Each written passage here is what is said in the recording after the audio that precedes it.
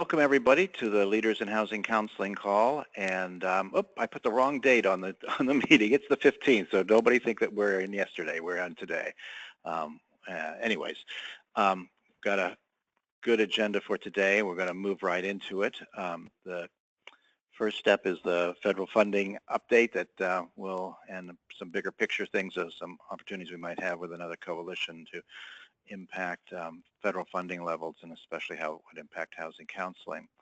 We're going to talk about the National Leaders in Housing Counseling Conference coming up on the end of July. It's actually coming together pretty quickly, so we'll give you some detail and background on that. And on our next call in July, we're going to spend kind of a deeper dive in this and hopefully get some of your feedback on how to make this the most valuable possible.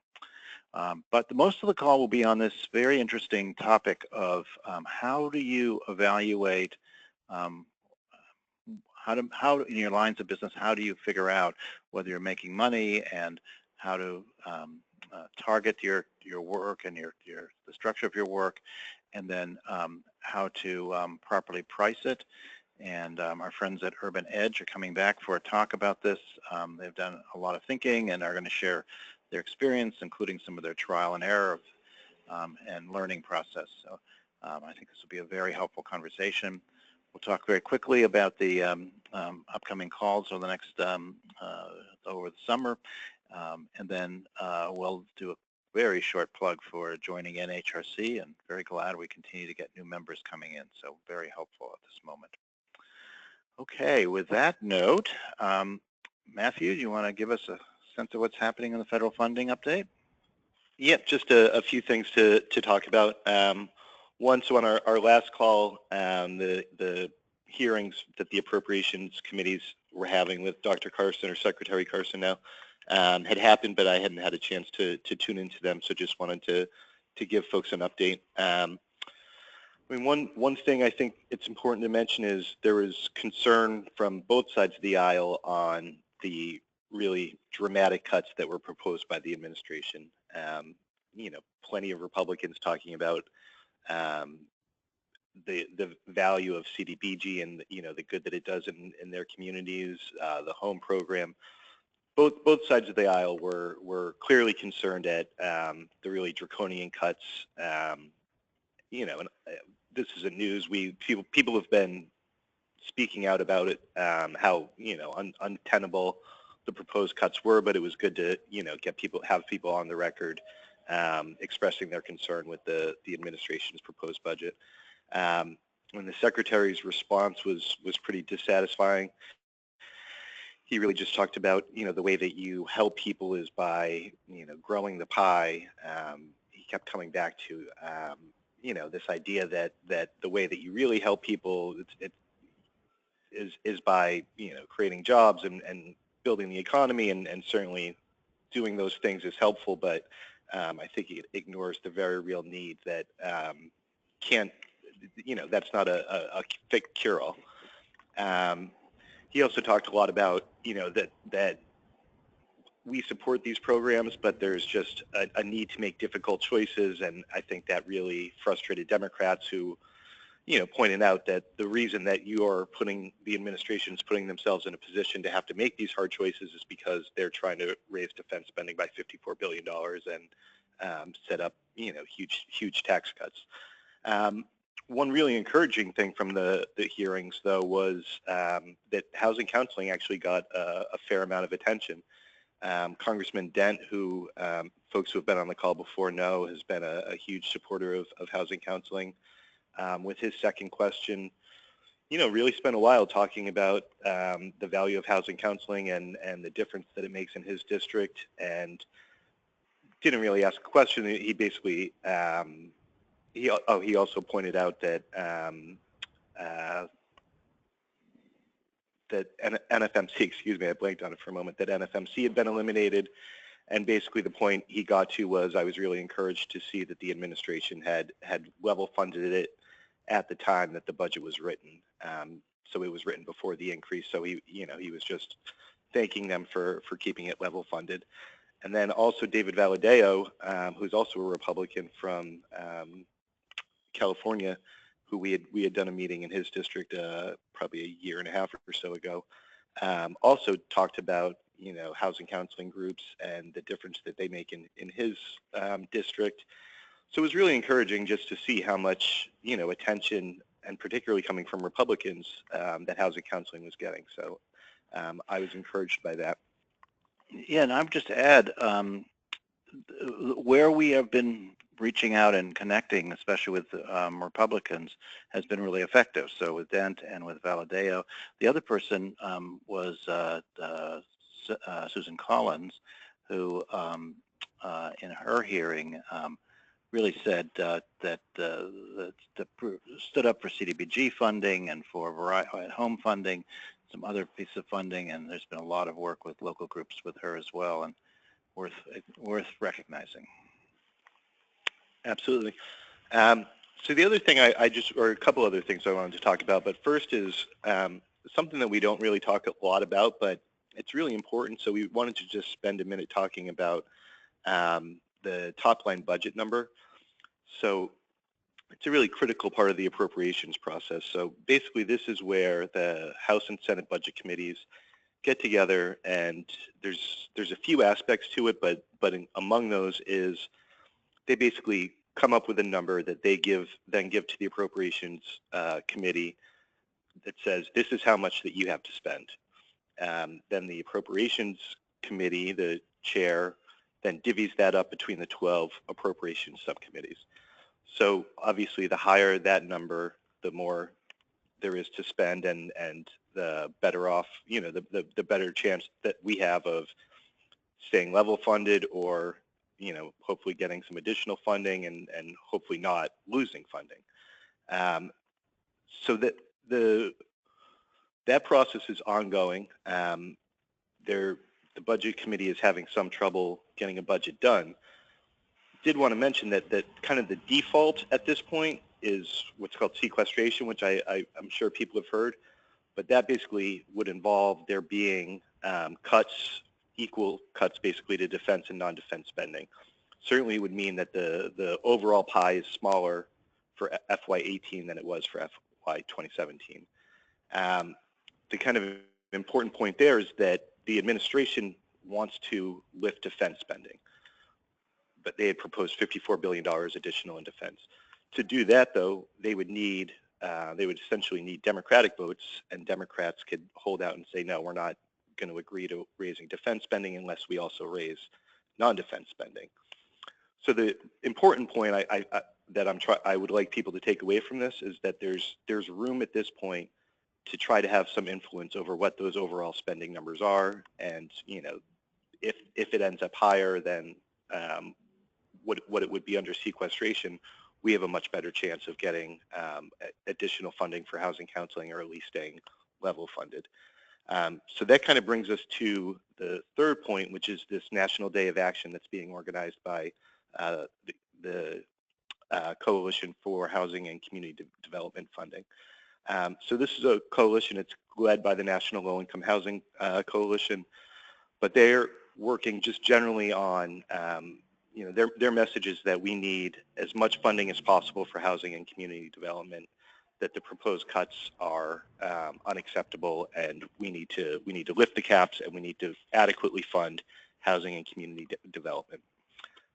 So on July 29th, which is a Saturday, and the week leading up to July 29th, they're trying to organize local local events all around the country, and trying to get as many folks involved as possible. So there's lots of different ways that you can get involved, and there's a lot of kind of different levels of involvement.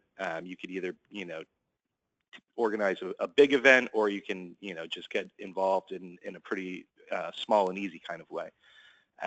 You can also either plan your own event, or if there's an event happening in your area, you can just kind of, you know, tag along with that event. It'd be great for folks to organize their own events, though, because obviously we're trying to get as many folks involved as possible. So just some examples of things that you could try to organize, so their website is ourhome-ourvoice.org, and I'll put that in the chat box in a minute. But just some ideas of things that you might do. So you could try to organize a site visit, So you could invite media and or local elected officials to your offices. Just show off the great work that you do, and talk about the need to adequately fund housing and community development programs and housing counseling specifically. You could try to do an in-district meeting with a member of Congress or the staff person. Those are some of the more involved ways of being involved, but it could also just be something as simple as writing a letter to the editor. You could do a call-in day, for example. So I assume folks have a listserv. You could just send a blast out to your listserv saying, on this day, we want everyone to call our member of Congress and tell them that we need to adequately fund housing programs and housing counseling. And the last thing I wanted to mention is there's just a lot of help out there. So they have their website, has a ton of resource materials on there, sample letters to the editor, talking points, just a whole bunch of materials that'd be helpful. I'm here to be helpful. They're to be helpful. So we would like to make it as easy as possible for folks to get involved, and we hope that a lot of people will. We've already got some response from folks. I sent out the email blast this morning, so there's more information there. Bruce, is there anything you want to add on that? This is an important issue, and really what it depends on is what the final number is that the Transportation HUD Committee can use is the number that will define how much can be spent on each program. So that's why this national coalition of many groups has come together. And interestingly enough, it's just 2 days after our national conference. So you'll have a chance to get back into your local community to do something. So hopefully it'll work for some people. And big and small events, both of them can be helpful. So I think that's a good thing. You got it covered. Just to mention again, so the 29th is a Saturday. I think they did that because, they were thinking of, things like press conferences and kind of events like that, and just thinking people are off on that Saturday. But it doesn't need to be. It could be, any of the days leading up to that as well. It's more like a week of action, I guess. Oh, okay, good. So our next step is we've got our national convention coming up on the 26th and 27th. And it's all coming together very quickly, and this will be a very valuable meeting. So the big insight, I just shot an email out this morning. We have Adolfo Marzal, who is newly appointed and is the special advisor to Secretary Carson. His role is actually to work a lot on the financing issues for HUD and for FHFA, for HUD and FHA, and works closely with Treasury, sort of an important relationship.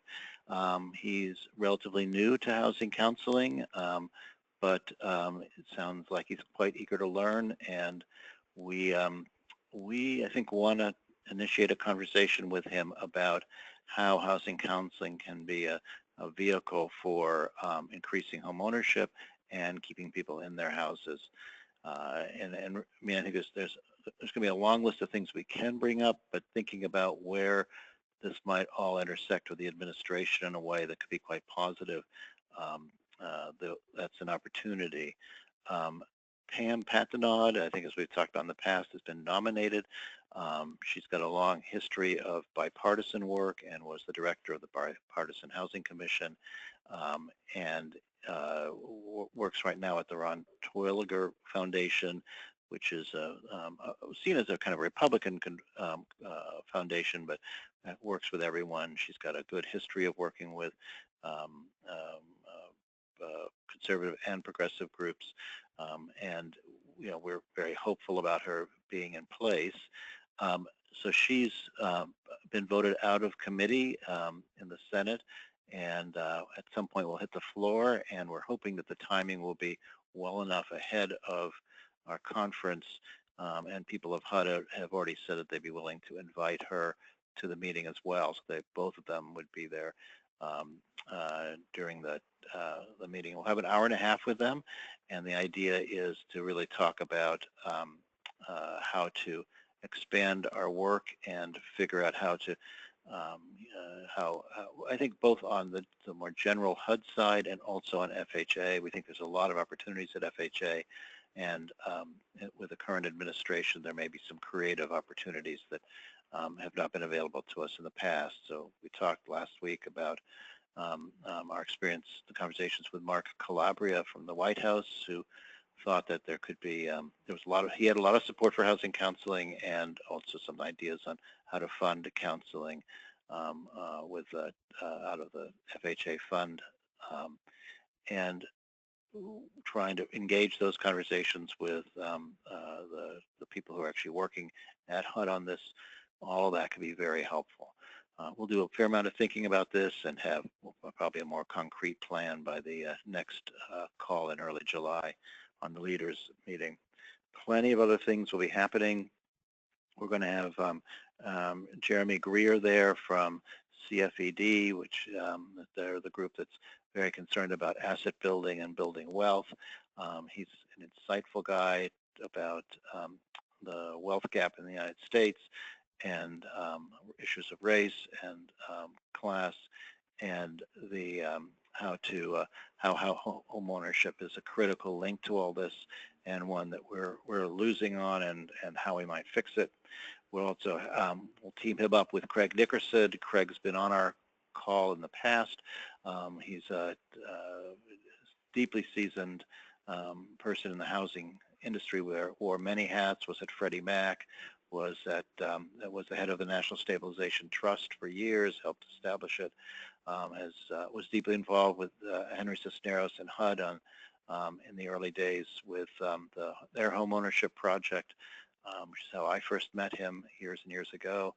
A very thoughtful guy who's got his hands in many valuable projects, including the Nationwide Mortgage Collaborative. He's got his own set of insights about housing counseling.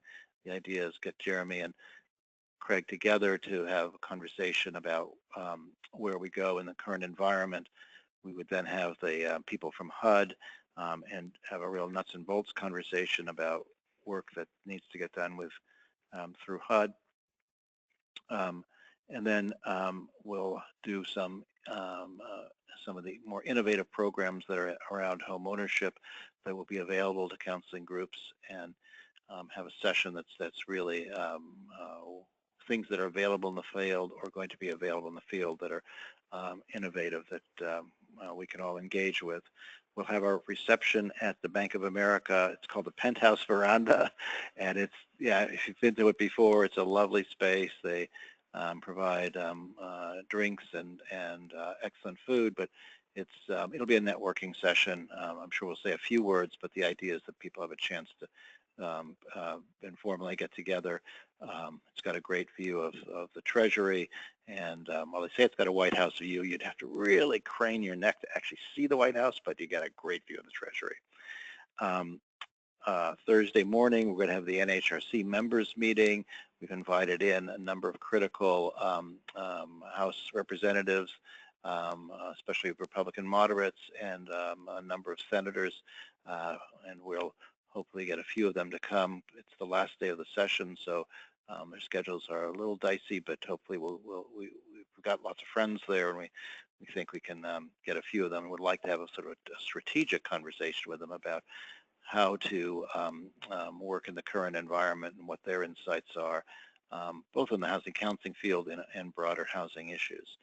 We'll also have a conversation among the members about where NHRC should be going, and some priority setting if we have time. And there'll be a members' lunch, so we'll get a chance to feed you. And then in the afternoon, the full leaders meeting will resume. It'll be, we'll have a discussion on sustainability strategies for housing counseling.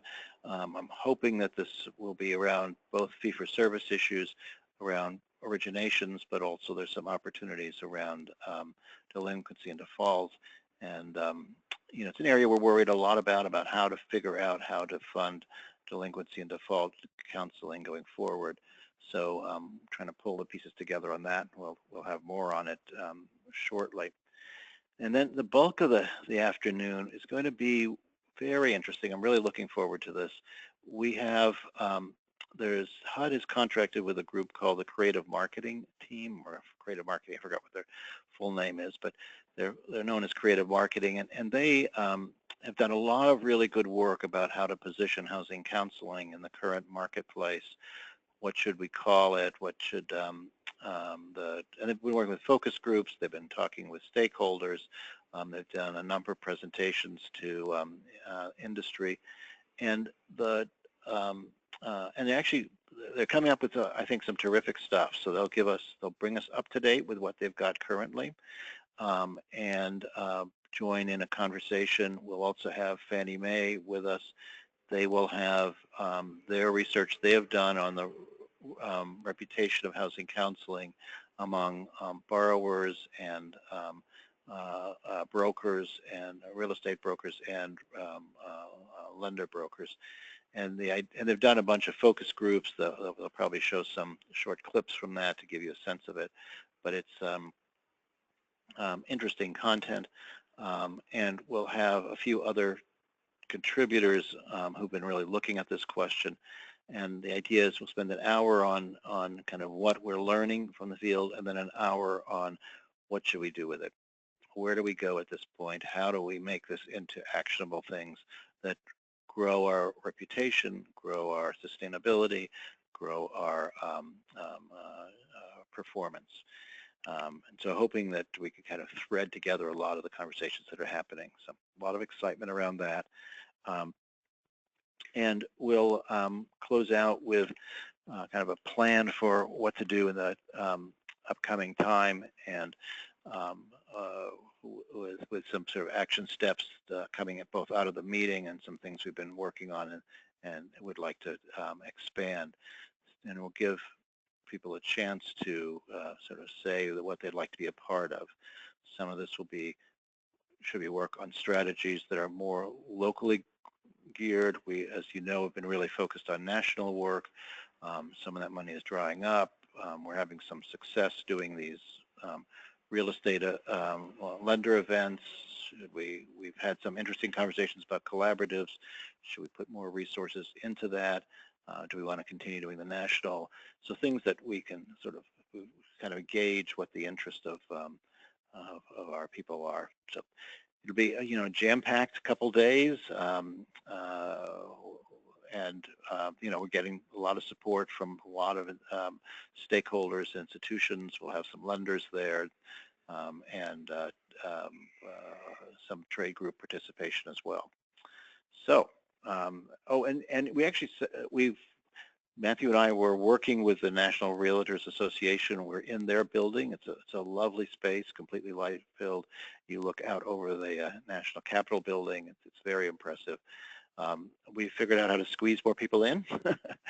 So it looks like we'll have about 80 seats.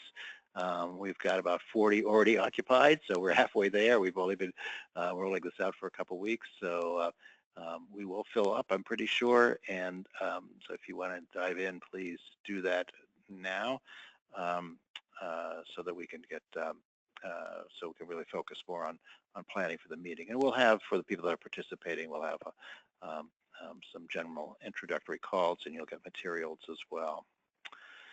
So as you might be able to tell, I'm kind of excited about this. These are usually really helpful to our work, and our goal here is to try to move the dial forward on a few critical issues in our work. So hopefully this all comes together in a way that works for everybody. All right, so with that, let's pivot to talking with practitioners in the field. I'm really happy that our friends at Urban Edge are coming back again.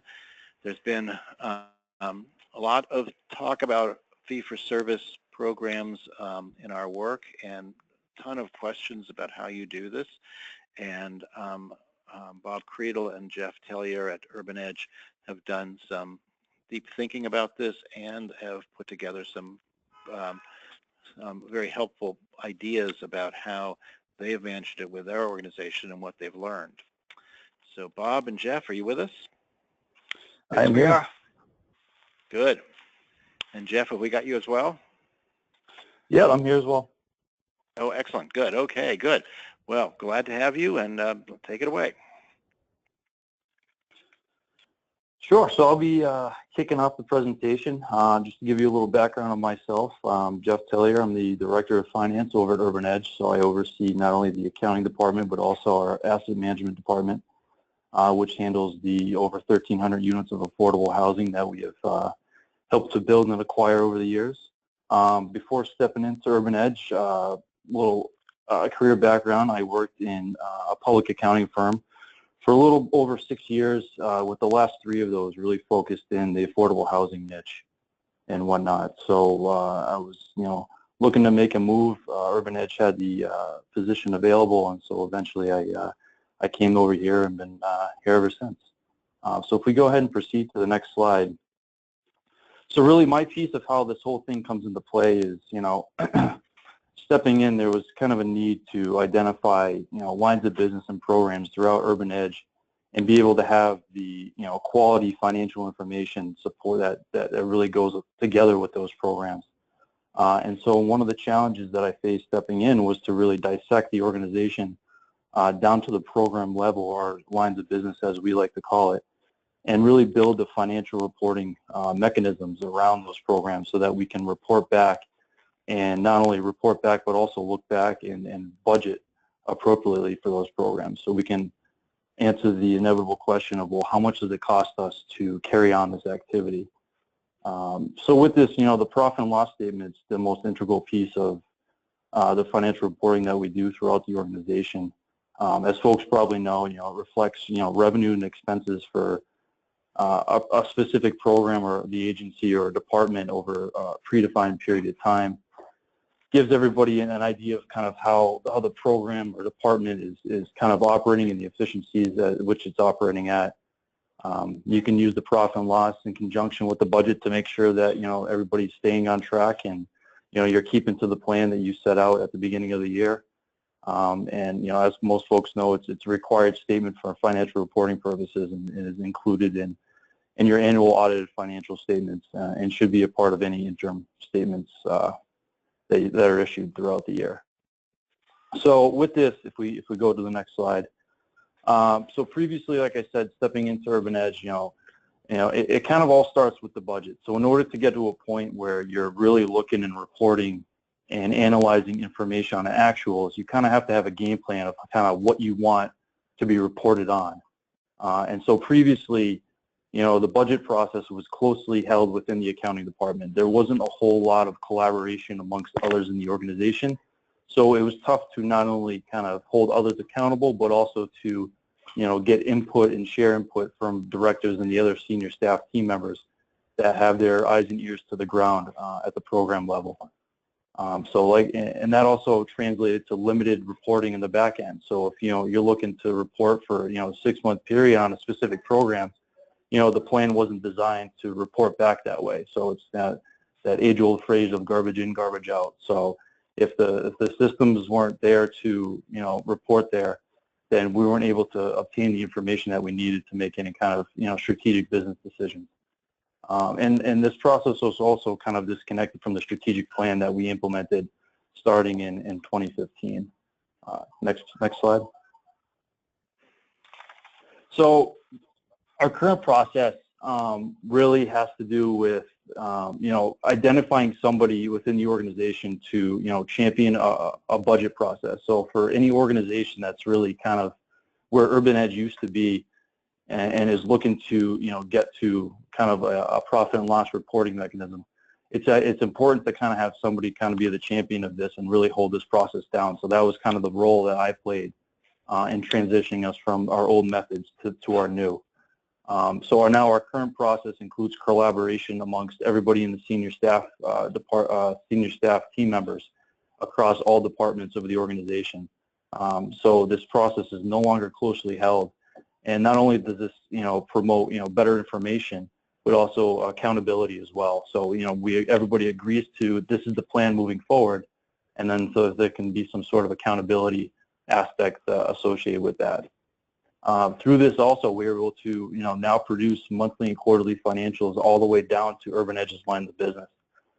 So our department directors are giving on a monthly basis the previous month's activity, all the way from the revenue that shows grants, contributions, fee for service, and whatnot coming in to how that money is being spent down, whether it's staffing, occupancy costs, programmatic costs, or any kind of activities.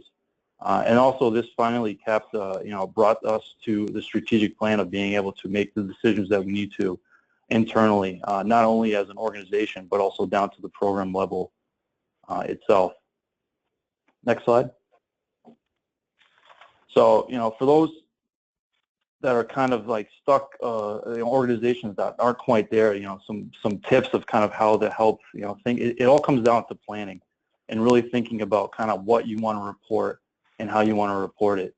And then this tool will be able to help, gear your programs to say, all right, we're spending this much, we need to bring in this much revenue, kind of how can we look at the funding sources available to kind of meet the need and the expense of carrying on that program or that activity.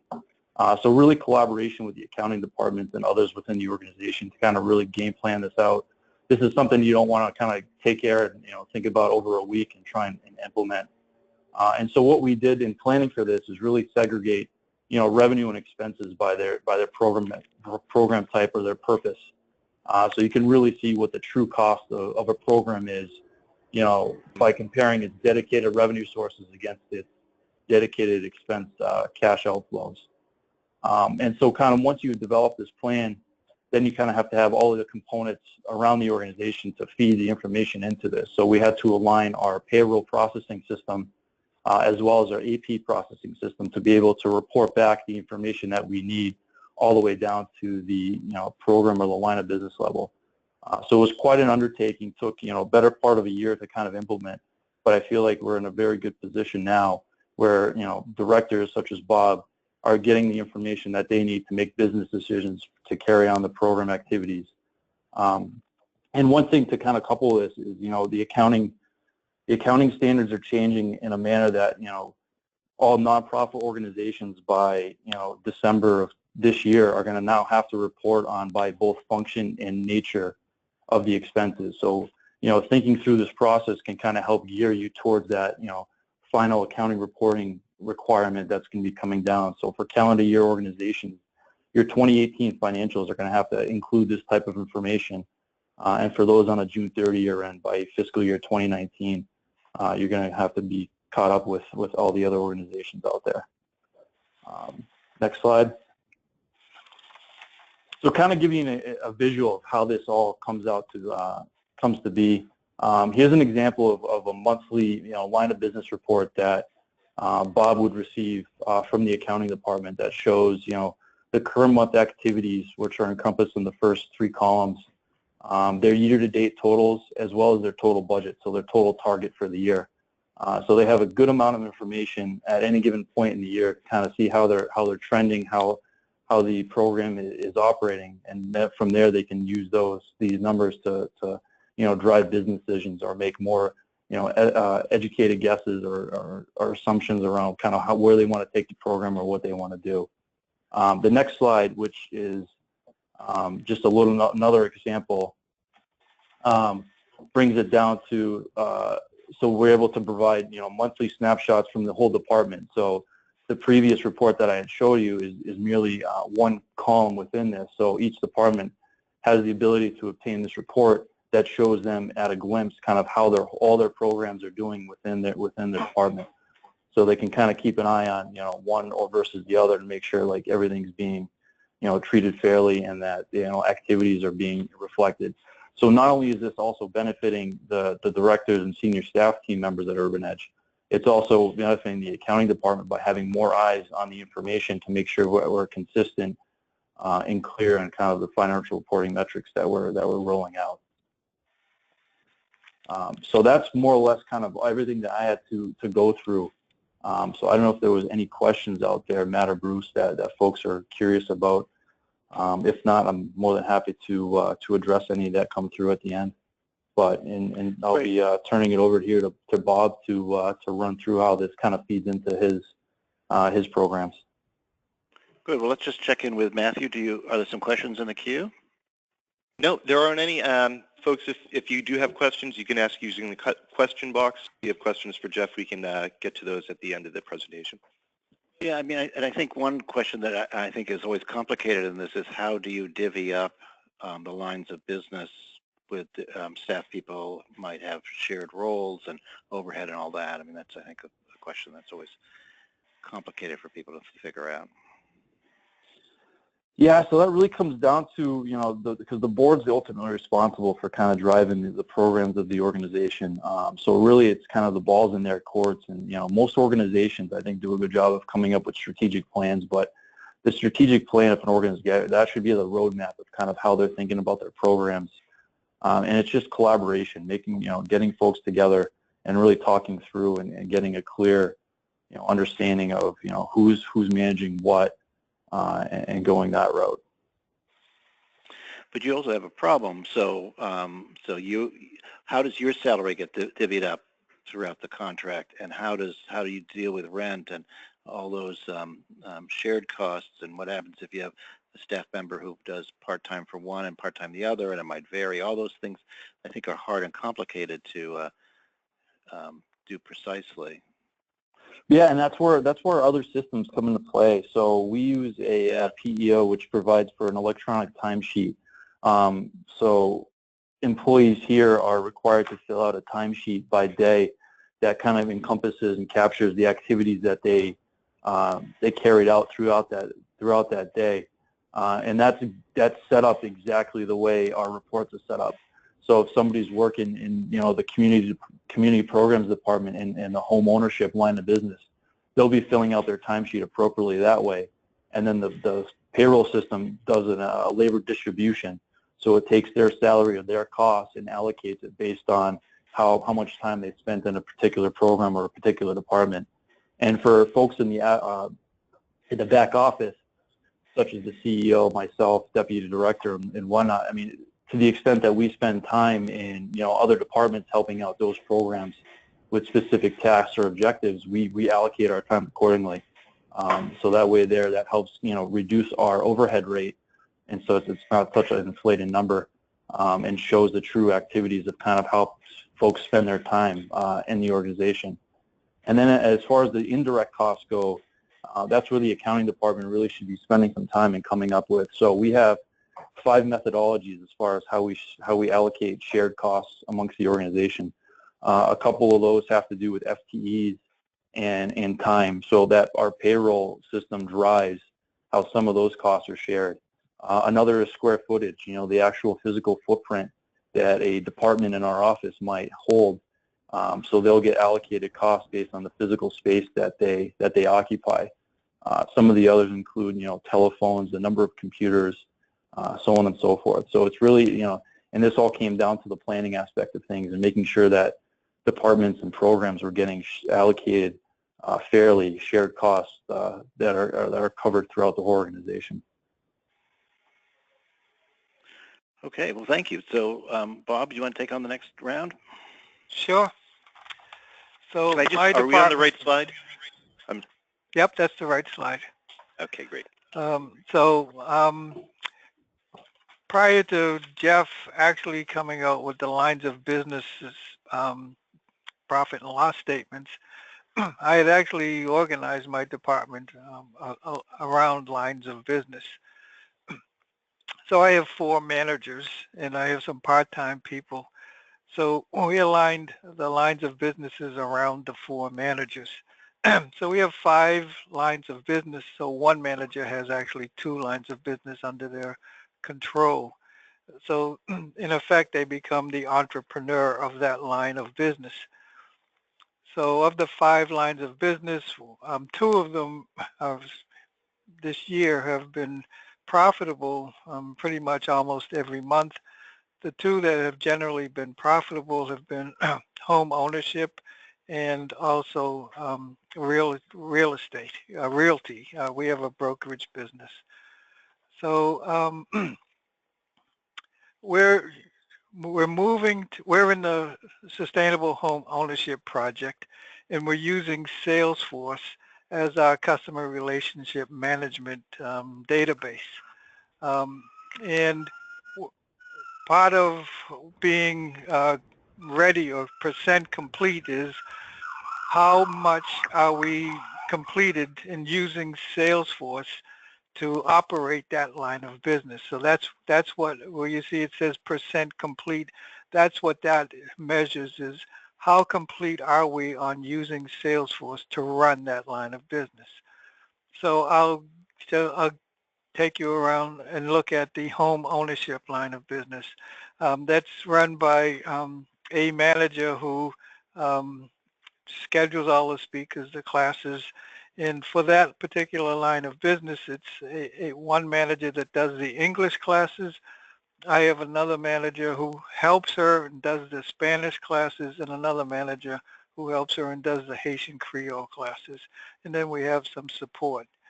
So our service types are, we run face-to-face first-time home buyer classes, and for that line we charge $20 a person. And then we have online first-time home buyer classes, and for that we charge $100 a person. The process owner is manager one. We left off the names, but that's the one manager that's responsible for that line of business. And so we're pretty much complete as using Salesforce to run the home ownership program, which means people who want to sign up for a class go online, they register in Salesforce, they input all of their data, and when the class is run, we print out a sheet of who's attending the class, and we update it as they come in to make sure that we've got all of the information. And the Salesforce collects the fees, and that's how we know how we're running that. So the next milestone that we're looking at is to make it easier for people to enroll into a service. So now we've got multiple services, and we want to make it easy for people to enroll. So that's where we're working now.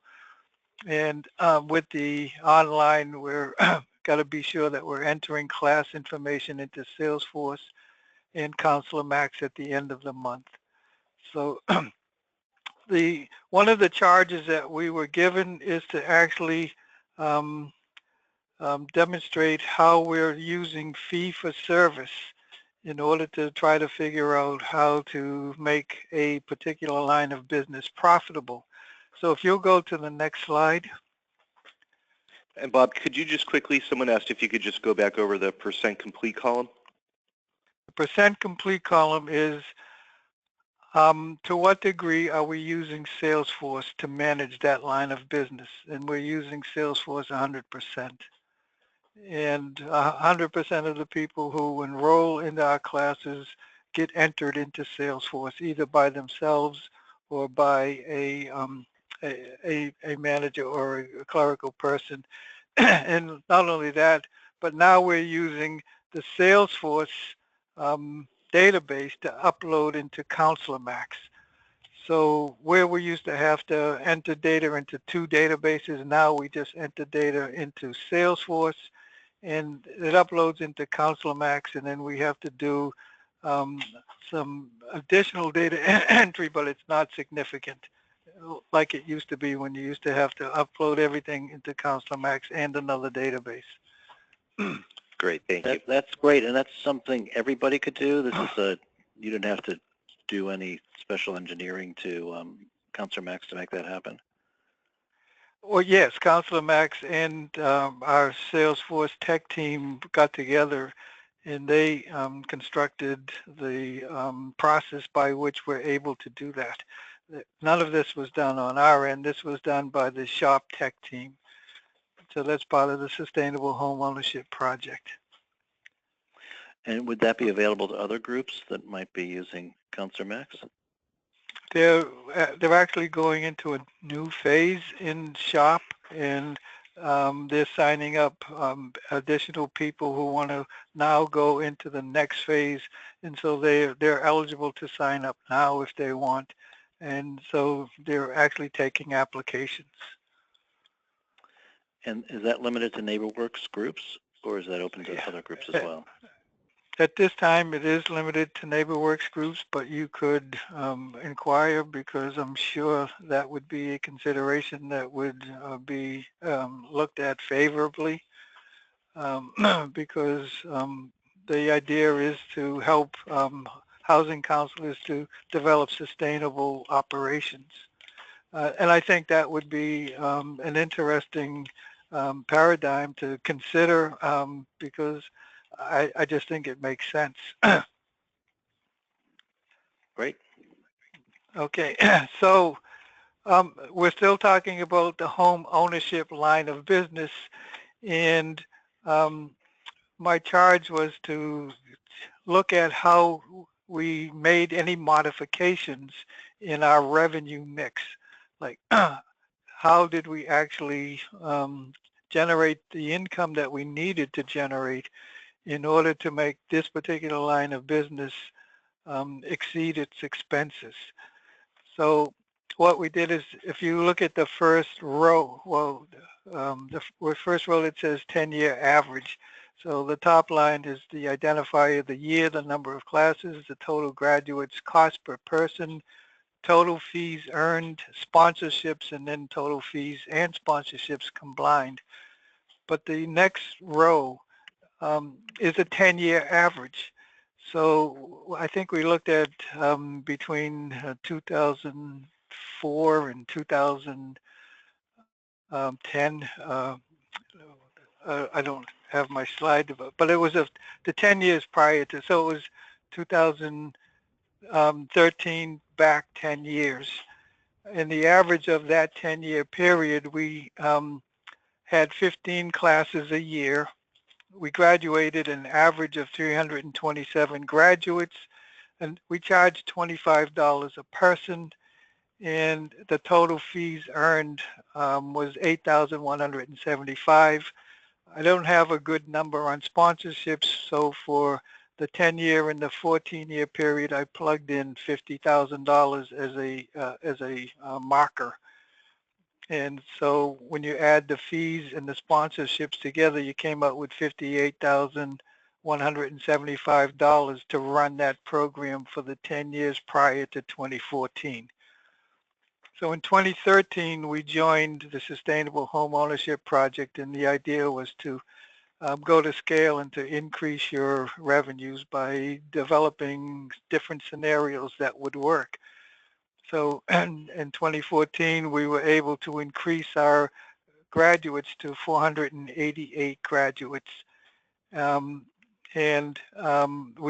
What we did, or what was the theme at that time, was to charge more for your services. So we changed our fee structure from $25 to $40 a person. And by doing that, we increased our fees earned to almost to double to $19,000, and our total fees and sponsorships to $69,000. So an interesting thing happened in 2015.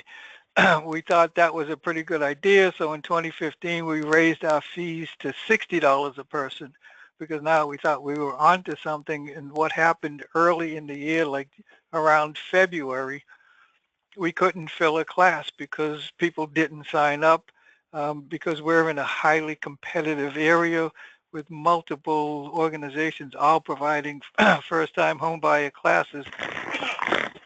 And so they were taking our business away from us because we had pretty much priced ourselves out of the market. So we said at that time that we were never going to not run a class again because of not being able to fill a class. So we did our analysis, and we were almost ready to go to $10 a person or almost nothing, but our counselor said you've got to have some skin in the game. So we figured out the lowest fee that we could charge was $20. So we then said, okay, if you're going to charge lower fees of $20, how are you going to make up the difference? And we thought that if we could get large numbers of people to fill our classes, then we could get other organizations or other businesses that use our classes for information and actually their business to actually sponsor our classes. So we developed a more aggressive sponsorship program. And so that year, we increased the number of classes to 23.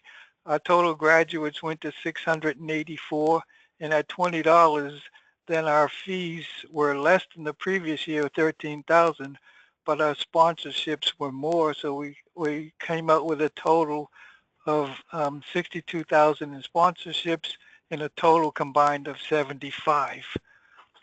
And then in 2016, we did really well. We increased the number of graduates to 993 at $20. And our total sponsorships and fees went from 75,000 to 106.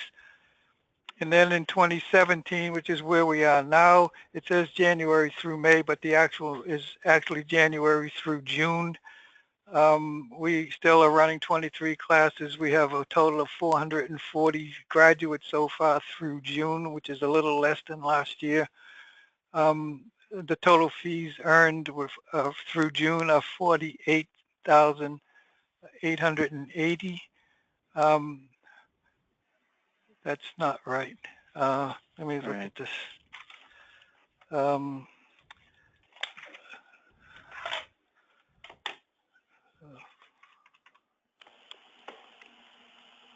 Yeah, I think it should be 8,880. Got an extra. 8,000, yeah, 8,880. But the actual sponsorship figure is a correct number. That's 108. So when you add the 8,880 and the 108 together, it comes out to 116,000, which is a correct number. So the total fees earned should be 8,880. But the idea is what happened in January and February of 2017 is that of the 23 classes that we could offer sponsorships for, we had 21 of them already taken by sponsors by the middle of February. So now in June, we have no more sponsorship slots available. So we're all sold out as far as sponsorships are concerned, but we're still getting people who want to contribute. And so that's how we were able to increase the total yield for our classes. So that's the home ownership line of business. Could you explain the sponsorship a little bit more? Could you just tell us how that works and what the pricing schedule is? What we stated was that a business could sponsor up to 3 classes, no more than 3. And for a single class, the sponsorship would be $2,500. For 2 classes, it would be $4,500, and for 3 classes, it would be $6,000. And that's the basis that we developed for allocating sponsorships. Some organizations contributed more than $6,000, but they still could only get 3 classes to attend because we want to rotate our classes amongst all of the businesses and we don't want to monopolize them with anyone. All right. So if you don't mind, I'll go to the next slide, which is the second line of business, which is credit counseling. And in the credit counseling line of business, we had credit counseling boot camp, which is an educational class that we run for 3 hours, telling them everything that they need to know about credit counseling in 3 hours. And we cut out all the frills. So normally you can do that in 8 hours, but we cut out all of the games and the breakouts, and we brought it right down to the essentials so that we capture, we don't take breaks, we go straight 3 hours, and we do some outside guests that come in, like we have a bank that comes in and we have some lawyers that come in. And the banks talk about what is required, what do they look for when you come into a bank, and the lawyers are talking about how do you handle cases that have to go to court, like collections and liens and things like that. So for our financial credit counseling boot camp, if you did not take our first-time homebuyer class, then the fee for that would be $50. But if you took a first-time homebuyer class, there would be no fee. And then we had financial capability counseling and student loans. So the financial capability counseling is after your class, you then the next week get matched up with a counselor, and that counselor becomes your guide to helping you achieve the goals that you set in your action plan. So if we have 30 people, and generally we get 25 to 30 people for every credit counseling boot camp class, and we have 6 counselors that can meet with them. So we divide it into half-hour slots, and we can do 5 half-hour slots times 6. That takes care of the entire 30 people. And during that time, they pull a credit report, they do an action plan, they do a budget, and then they make really another appointment, and that becomes that person's counselor until they achieve the goals in their action plan. That's the counseling piece. So you have the classroom education and then the counseling that follows it. So we're about 80% complete on getting all of this up on Salesforce. And for student loans, we're 100% on getting that up on Salesforce. And we have some other milestones that we're trying to achieve. So being conscious of time, I'll go to the next slide, if you will. The third line of business is the brokerage line of business. All of our agents are paid by commission. We don't have employees. We have one manager who is really the process owner, and she's assisted by another manager, manager number 4. But manager number 3 really runs the brokerage line of business, and it's the interface between Urban Edge and our real estate business. And we started a real estate business by combining or collaborating with a realtor who was actually in real estate, and we formed a partnership. And the partnership started out as a nonprofit, and then in January we changed it from a nonprofit to a for-profit enterprise. And after 2.5 to 3 years, we're finally turning a profit. But the only employee that the real estate company has is the one employee who's on my payroll. You know, I split half of her time between working for me at Urban Edge and the other half of her time working for the real estate company. And then associated with that is a very knowledgeable computer literate person who's really getting into how do you get leads to become mortgage ready so that they can be moved to the real estate company. And we do a selection process so that the person who really wants to, a real estate person to work with them, they have to actually select the realtor that they want to work with. And my people don't have any influence over who they select. So if you don't mind, I'll go to the next slide. And the next slide is the other 2 lines of business, which are foreclosure prevention and other community programs activities. Foreclosure prevention is a very big line of business for us. We are now running that on an Access database, and we're in the process of converting that over to Salesforce. And the final line of business is other community programs activities. We have a very active de-letting program, and we get fees from the state for doing that program. And we're in the process now of moving those 2 programs onto Salesforce.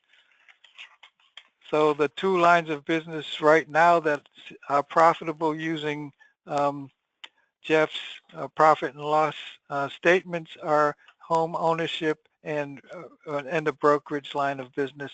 And we're working on trying to improve the revenue for the other 3 lines of business. That's it. Great. Thank you so much. We're at the top of the hour, but we'll take a few questions because we've been getting some good ones, and we're going to try to close the call out in the next 10 minutes. So Matthew, what have we got in the line? All right, so this is going back to the beginning of your presentation, Bob. Someone asked, Yep. How do you reconcile staff time and costs across multiple funding sources by percentage or actuals? Actuals. They fill out a timesheet. They in the 8-hour day that they put the number of hours that they work in each line of business. And then at the Great. end of the period, it's the payroll process allocates the cost. Great.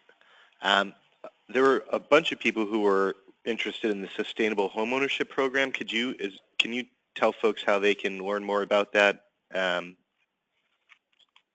Sure. I would suggest that they call Donna Talley, or I can send out I can give you, but yeah, I can give you the information as to who they can contact, and you can broadcast that to everybody who's on the call. If you would do that, I just haven't been prepared to answer that, Oh so yeah, I would, no, I'd like to get it from them, and you can send it out. okay. That's great. We'll be happy to circulate that to folks. Yeah. There were also a lot of folks who were very interested in the sponsorships part of your program. Could you talk a little bit more about which kinds of businesses and just talk a little bit more about how that works for you? Predominantly, it's the banks. In the slides that I showed you, there are no government entities. It's all just the people who come in and teach our classes. And so there's no, I didn't put in any dollars for like the Division of Banks or NeighborWorks or HUD or any of that. It's strictly the sponsorships for the businesses that teach our classes that want to sponsor them. And And someone the else just asked, predominant sponsorship are the banks.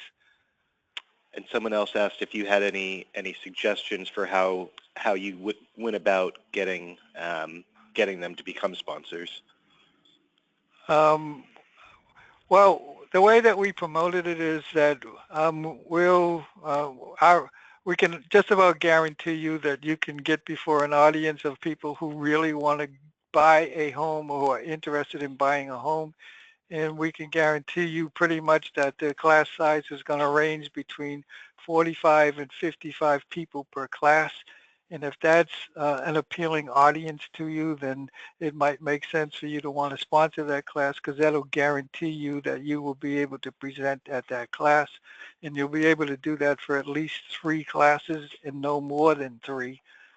So by competition, we've been able to allocate the sponsorship slots very quickly, and we allocated almost all of our slots in 2017 by February, whereas in 2016 we still hadn't allocated all of our slots by September or October of that year. But the following year, they all went very quickly, and we were almost all done by March.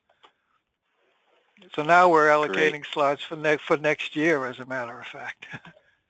Great. And so just to be sensitive to people's time, we'll just ask one more question. Going back to the revenue slide, Yeah. someone was just asking if you're also tracking the costs of the programs. Yes. The cost of the programs come with a very extensive expense allocation, direct costs, meaning payroll and printing and things like that. And then also included in that is the allocations that Jeff makes for shared costs. Great. So apologies to folks. If you want to follow up, you can email me and I can get your questions to Bob and Jeff. But thank you all very much for the presentation. You're welcome. Great. Very helpful. Welcome. Thank you, both Bob and Jeff. And we'll be interested in the conversation around SHOP as well, which is kind of like a laboratory for NeighborWorks, and let's see what possibilities there are about other groups getting in. Just a really quick, the next call is coming up, so we're going to have a good conversation in early July around these issues of what we're going to deal with HUD, and questions about marketing, the questions about the future delinquency and default, and in some ways as to set up the Leaders Conference. Some of it's really to kind of broaden our thinking about what the work is that we need to be doing. On the 20th, we'll also have Boston Community Capital with their program, which is now available in a number of states and some possibility of growing, where people who are underwater and at risk of losing their homes essentially Boston Community Capital buys the mortgage, restructures it, buys it at a discount, restructures the loan, and figures out when it's possible to do an affordable modification. And then as I've already replied to several of you, there was a lot of interest for those people that can't come to the national meeting about hearing what happened and what the follow-up is. And I promise you we'll have a deep conversation about that, and probably some of the participants as well, on our call in the first part of August. And we won't have a second call in August. We'll take a quick vacation at the end of August, and then be full in full force in September. So with that note, want to just remind people that you can join NHRC. We're happy. Send me an email if you're interested, and I can send you the application. You can find it on our website. The point is that we're doing lots of advocacy work, some innovation work. We're glad to do this.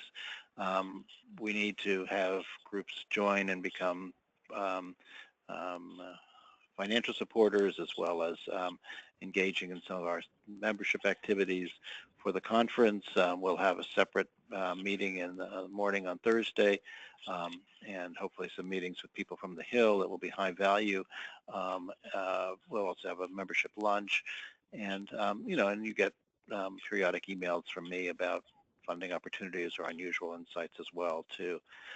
But we are very interested in, we're glad the groups are continuing to join. I was worried we would have peaked at this point in our career, but it looks like we're getting new groups to join as well. So thank you for that, and thank you for everybody who's renewing. And with that note, we're going to quickly close out, and we'll talk to you in July for the next call. Thanks for all the good work everybody's doing out there. Bye.